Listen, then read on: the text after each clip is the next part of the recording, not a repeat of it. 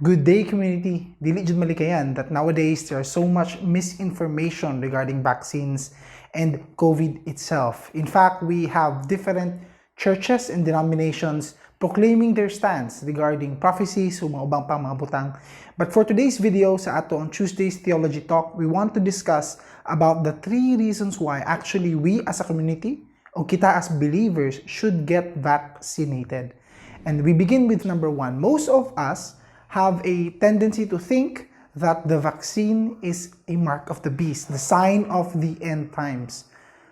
However, that's actually a misinformation if wala nato naklaro o nasabot tarong what is the mark of the beast. We have simple rules that we must follow in order para dili ta malibog on what the mark of the beast is about. The mark of the beast is actually a verse or verses found from Revelations, particularly in chapter 13. Also, it causes all, both small and great, both rich and poor, both free and slave, to be marked on the right hand or the forehead, so that no one can buy or sell unless he has the mark that is the name of the beast or the number of its name. What we have to understand, we must keep in mind when it comes to vaccines and mark of the beast, is that ang Revelation is written in the 1st century. Now we are at 21st century. So there's 2,000-year gap between when it was written ug sa unsa nato paggamit in present time. And it was particularly a letter to 7 churches in Asia Minor. So context is needed. And unsay criteria nato when determining context in interpretation of the Bible? We have 4 actually criteria nato usually ginagamit. That is H, history, and another is P, ang place. Ang C nato is about culture, and S is scripture. Does it content or moatake ba siya on other parts of scripture? So we have to understand that first, before nato sabtuni, that it is first and foremost a very old na manuscript talking specifically to the 7 churches. So what can we get from history in order to know unsay meaning ana? Now, we have to understand that during this time, deification is something na ginapractice nila. That means that in the Roman Empire, usually ang emperor nila, whenever he would die or after he would die, they would treat him as a god or a son of God. In fact, if you study ka ng ilang mga coins, sa una, you would see the inscribed letter, especially if patay ng emperor, writing about the God or Son of God, mo na ginahatag na term nila. So they regard these emperors as infallible, dili magkamali, and the words that they utter are words that are absorbed from God Himself. So niabot sa point that in their history, even their currency, the one that they trade, that they use in order to buy things, sell things, or money ang ginabuhat nato, from a barter system towards a more universally used na currency. In order to partake in this, you have to subscribe na na-value kaning coin nila, which has their emperor as their god. So they established kaning mga trade groups and guilds that in order to transact in this trade guild or circles na pwede ka makagamit aning currency, you have to subscribe to their ideals and to their allegiance and loyalty to the emperor kung asa ka nagatansak in Roman time.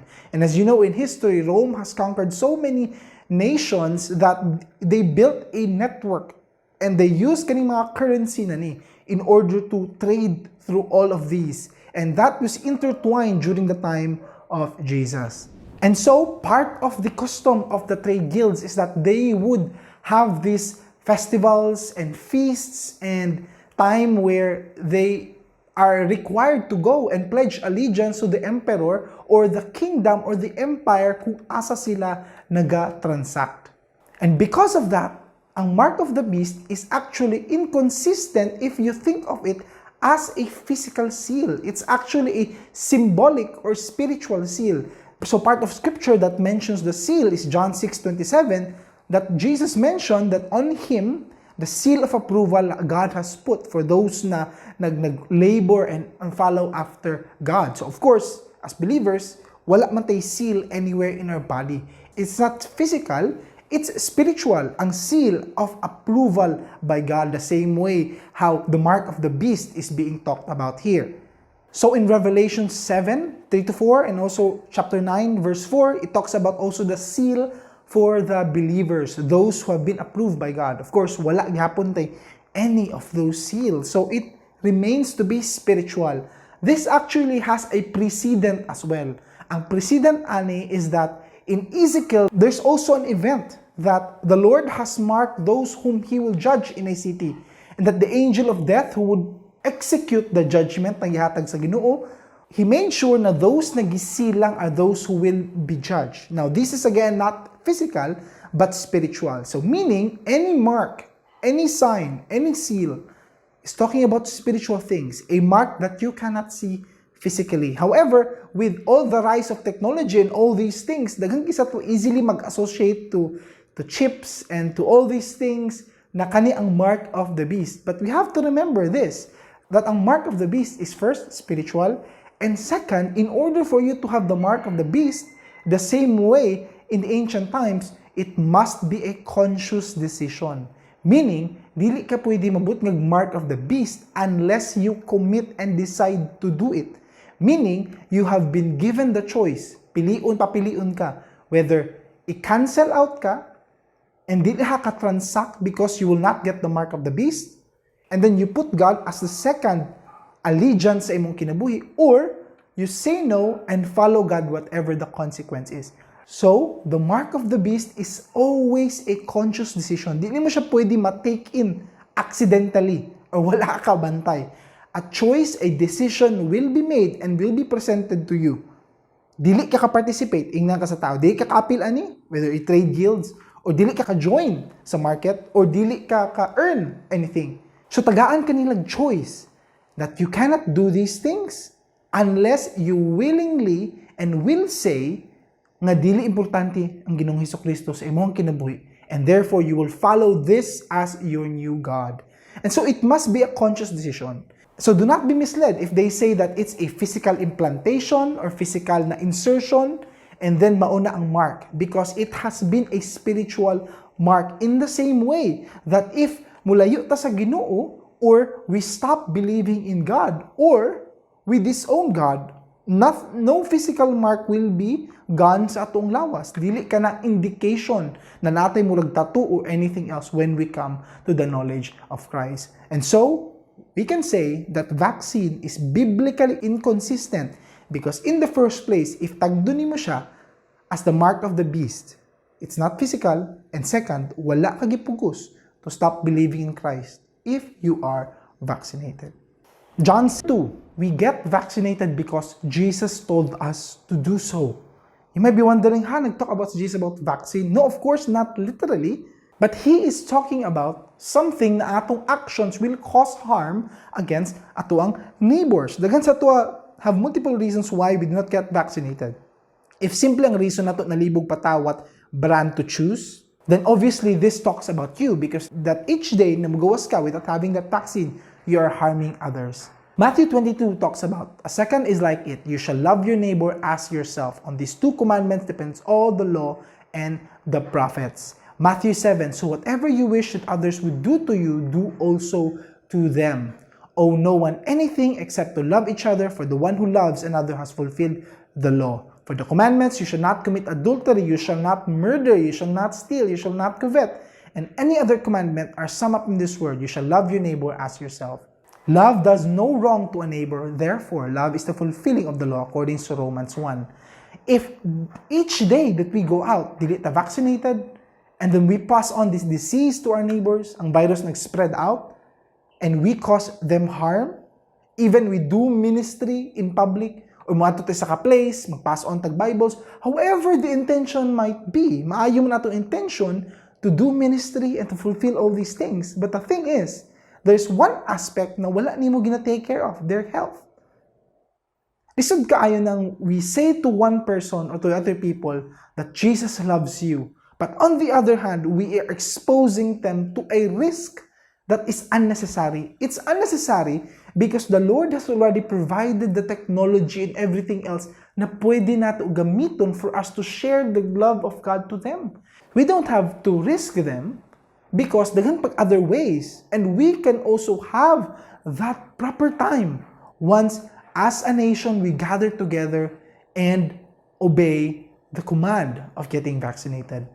Third and last, and most probably this is the one na perhaps nag-stop sa mga from getting vaccinated. Because vaccine is coming from science, di ba? Di kayo kamutuo on solutions that are given by products. However, one thing you have to understand and one thing you must learn about God is God bestows wisdom across all branches of science. There are people who use science or the stages of science in order to disprove God or the Bible. However, they fail to mention that science itself actually disproves ang ilang logic in trying to prove against God. The more we learn about intelligent design, the more we learn about every single thing in terms of germs, in terms of the boundary of DNA, in terms of the amount of gravity, and all these things that it is not by chance. We will talk about that on a later video, why atheists are actually a belief of faith as well, because there are things that they can explain by science, but they can only explain by faith. But for focusing on here, we must understand that God actually is the God of all science. He provides this wisdom. We see that even Isaiah 28, where the Lord has provided the wisdom for agriculture and for bakery. Unsaon pag-rotate sa crops, unsaon pag-prepare sa yield gikan sa crops in order to produce the food that they need. We see that the Bible offers wisdom about circumcision, unsaon para hygienic siya. They promote medicine. They offer medicinal leaves in order na para safe. Unsay mga gamito na leaves, wisdom coming from God para makaayo. It talks about medicinal mix for boils, unsaon pag-cure ana. The Bible approves even of physician or doctors. Joseph has physicians. God acknowledges physicians, and Luke, writer of the gospel according to Luke and Acts, is a physician himself. All throughout the Bible, gisagol diri different parts. Talks about cosmology, talks about biology, talks about even the medicine ato makitaan. So if God disproves of anything that science brings, then why are we neglecting kana na area where in fact God Himself provides the wisdom for this? So why do we not accept the things that God has provided instead of being grateful ng pasalamat ta that in record time wala ta niabot like the Black Plague as before, where hundreds of thousands of people died in a matter of weeks? Mas arang-arang ta karon because we have vaccines. Instead of being thankful for God that He has provided the way for us to get vaccines, ngano karon is as if kita pa mo hinder about people getting healed and for people to avoid getting sick.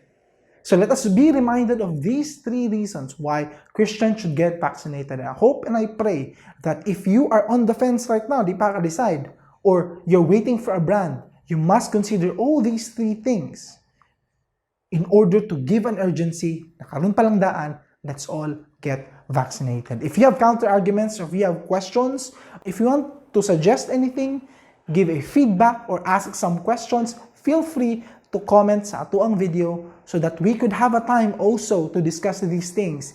And maybe, and just maybe, we can offer you and pray for you to make the right decision moving forward. Thanks for watching this video. Shalom.